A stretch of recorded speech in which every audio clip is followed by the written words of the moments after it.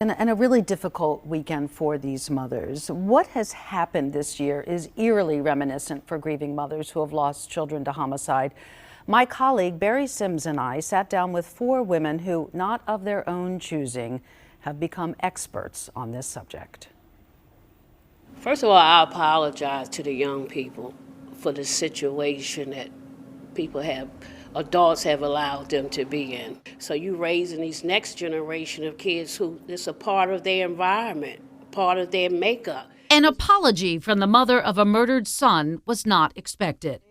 Cynthia, a longtime educator, Daphne, the co-founder of Mothers of Murdered Sons and Daughters, Karen, a prison employee, and Rhonda, a salesperson, all feel a sense of regret. These pictures are just extremely powerful. The mothers share regret not just for the loss of their sons, but for the daily sense of deja vu. It's really sad to know that these young people will not put the guns down.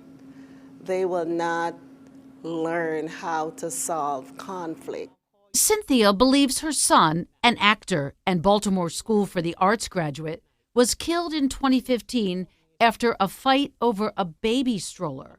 Rhonda's son struggled with his mental health. I would never thought my son would have got shot. I would never thought that. Do you feel traumatized again each time we share the story of another homicide in Baltimore? I feel for the parent, the children. I feel that it will be another unsolved case. It's going on 8 years this year that I still haven't found out what happened to my son, why it had to happen, and who did it. I feel for those parents that's coming behind me. I do. It affects siblings, it affects grandparents, it affects teachers. You know, if the child was a good scholar in school, it affects principals.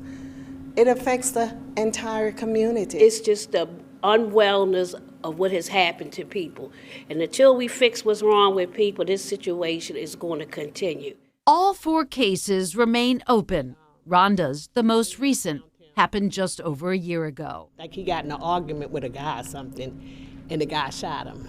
Shot him in his chest 7 times. Some of the moms can't follow the news closely anymore. It's going to be probably several today.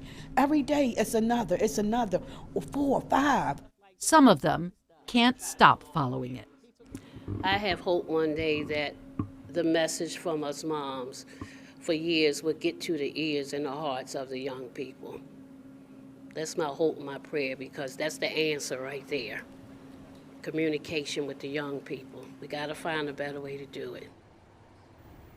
There is so much more to delve into when it comes to these moms. So on Sunday, Mother's Day, my I-Team colleague Barry Sims looks into the status of their cases. And Barry asked the police how they handle the volume, especially when it comes to cold cases. That is 11 on Sunday. And I thank everyone who shared their story with me as we examine the collateral damage of youth violence.